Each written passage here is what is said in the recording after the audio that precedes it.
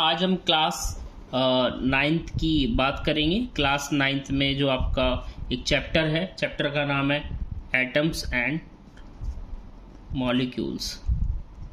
Atoms and molecules. इस chapter में एक बहुत अच्छा टॉपिक है, टॉपिक का नाम है मॉलिक्यूलर मास। बेसिकली मैं टॉपिक नहीं पढ़ाने वाला हूँ, कुछ प्रॉब्लम सॉल्व करेंगे, कुछ प्रॉब्लम्स देखेंगे। हमको कुछ प्रॉब्लम सॉल्व करनी है मॉलिक्यूलर मास में। तो मॉलिक्यूलर मास में सबसे पहले आ रहा क्वेश्चन H2SO4। इसका हमको मॉलिक्यूलर मास कैलकुलेट करने के लिए क्वेश्चंस आया हमको, NCERT का है, क्लास 9th का। ठीक है, इसको सॉल्व करना है।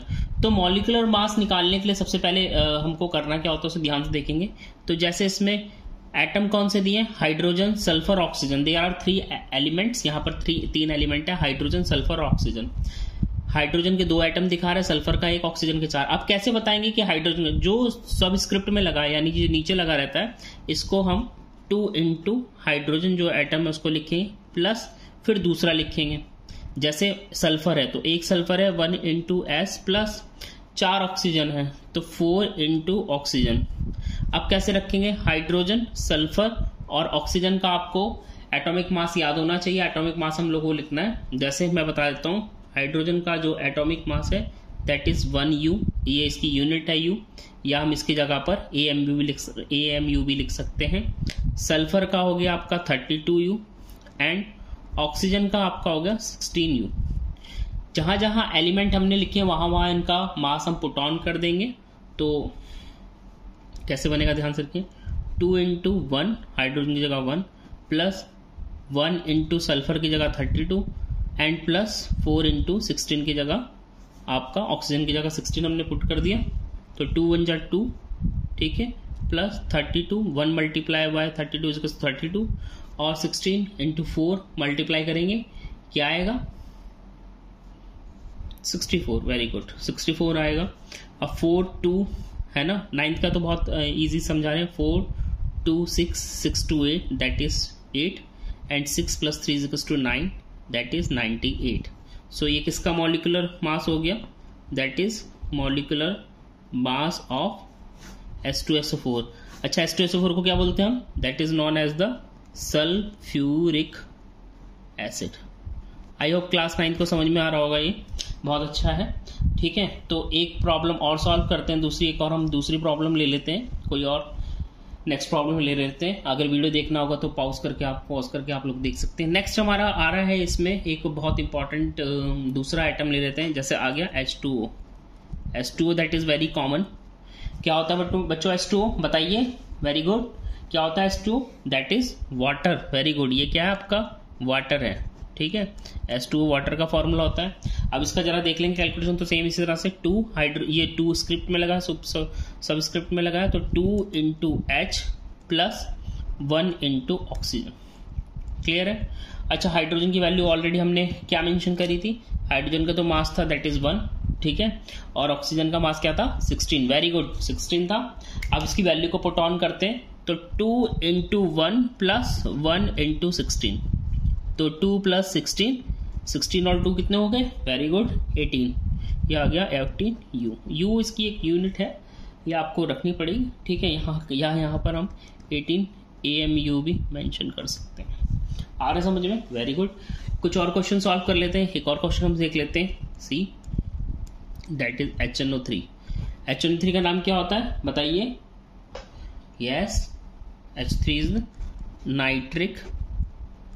नाइट्रिक एसिड, है ना, इसको क्या बोलते हैं, नाइट्रिक एसिड। तो सेम जैसे इस तरह देखा, इसका भी कैसे लिखेंगे, हाइड्रोजन इंटू 1 मान लो, उल्टा लिख दिया मैंने, नाइट्रोजन इंटू 1 मान लो, प्लस ऑक्सीजन इंटू 3 मान लो। इस तरह से करते कोई इशू नहीं है। तो हाइड्रोजन का atomic mass 1 into 1 plus nitrogen का, याद रखना नाइट्रोजन का मास 14 होता है, तो नाइट्रोजन का हमने रख दिया 14 इंटू 1 प्लस ऑक्सीजन का 16। वेरी गुड, 16 इंटू 3, तो 1 प्लस 14 प्लस 48, प्लस करेंगे 8 4 12 12 प्लस 1 13 दैट इज 3, 4 और 1 5 and 1 6 दैट इज 63। क्लियर, समझ में आ रहा है? तो नाइट्रिक एसिड का जो निकलेगा, नाइट्रिक एसिड का जो आपका बन रहा है दैट इज 63U। ठीक है, आई होप ये समझ में आ रहा है। Very good. और क्वेश्चंस कैलकुलेट करते हैं थोड़ा सा और देखते हैं दूसरा। नेक्स्ट और बताइए, और क्या आपके एनसीईआरटी में और किसका मॉलिक्यूलर वेट निकालने के लिए बोल रहा है वो? Very good.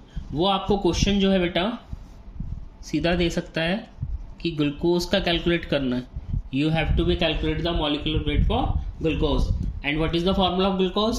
यस, रिमाइंड करिए, क्लास में पढ़ चुके हैं आप लोग। यस, रिमाइंड करिए, that is C6H12O6। Very good. ये क्या आपका ग्लूकोज का फॉर्मूला है जिसमें 6 कार्बन है, 12 हाइड्रोजन है एंड 6 ऑक्सीजन है। चलिए कैलकुलेट करते हैं फिर से। तो 6 into carbon, very good, plus 2 into hydrogen, very good, 12 into hydrogen, very good, 6 into oxygen, very good. अब कार्बन का मैं बता देता हूं, कार्बन का 12 होता है, that is molecular atomic mass carbon का 12, हाइड्रोजन का 1 एंड ऑक्सीजन का दैट इज 16। चलिए पुट करते हैं इसमें, कैलकुलेट करते हैं। 6 into 12 plus 12 into 1 plus 6 into oxygen.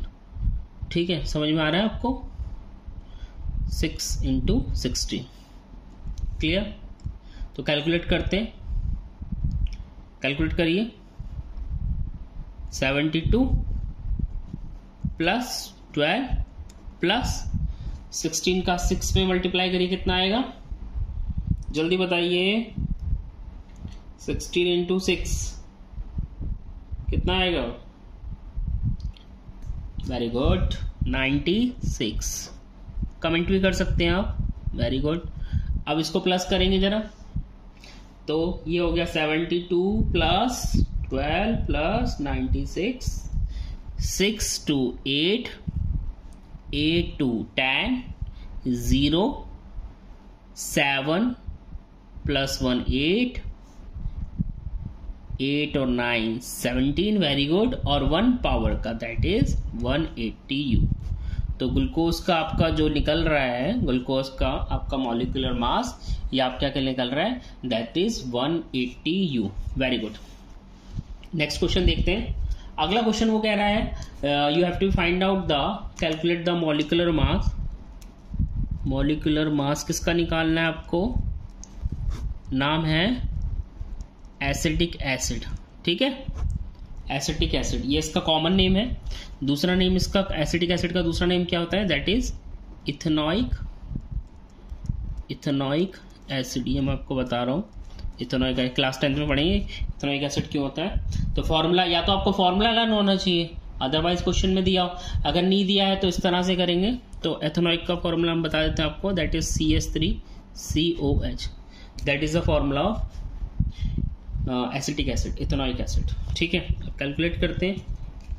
तो CH3COOH। ठीक है, सो डायरेक्ट भी लिख सकते हैं, 1 and 2 कार्बन, डायरेक्ट भी आप कर सकते हैं। तो 2 इंटू C प्लस हाइड्रोजन कितने? 3 ये रहे एंड 1 ये रहा, तो 4 इंटू 1। ठीक है, डायरेक्ट हम रख सकते हैं।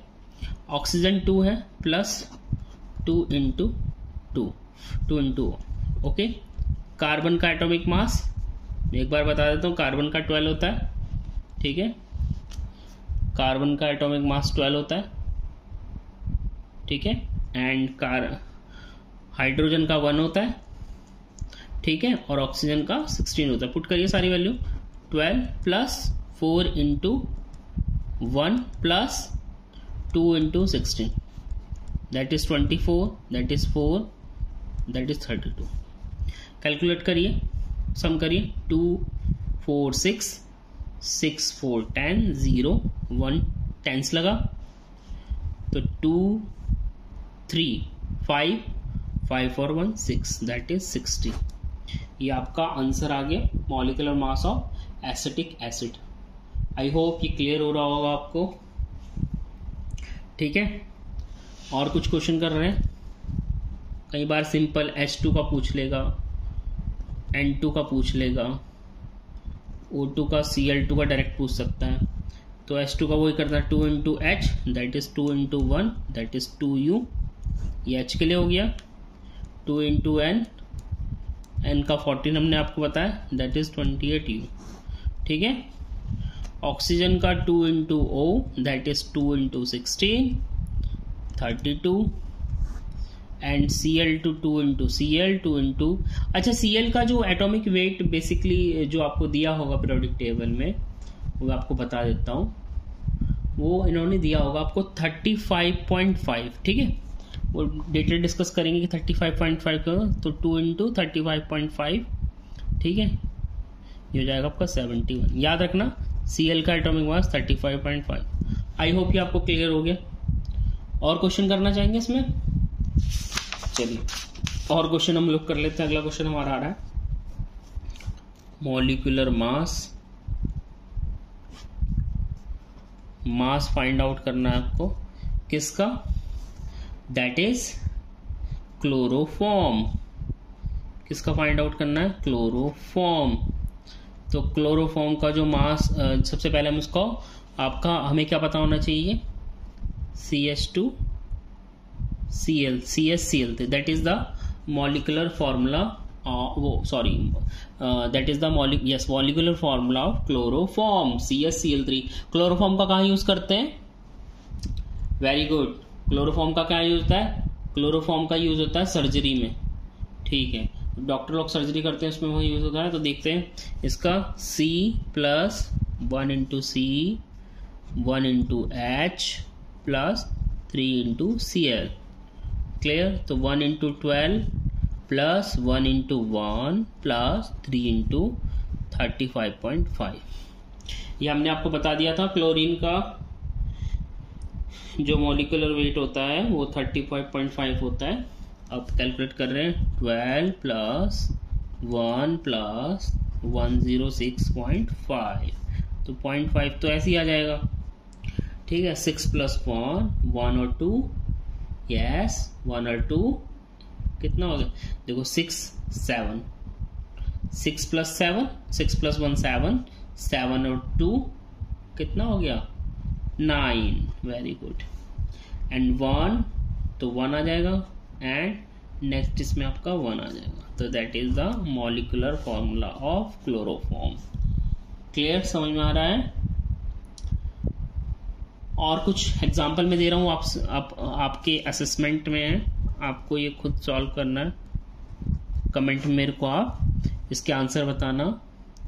क्वेश्चन है CH3OH के लिए molecular mass that is methanol.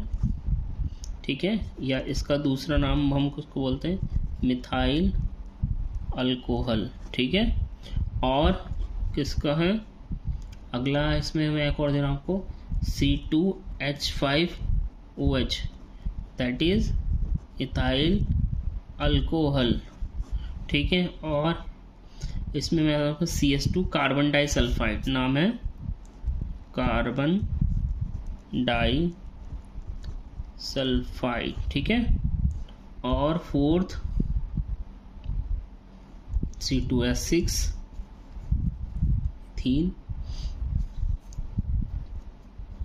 Ethane, C2H4 ethene, NH3 क्या होती है हमारी? अमोनिया।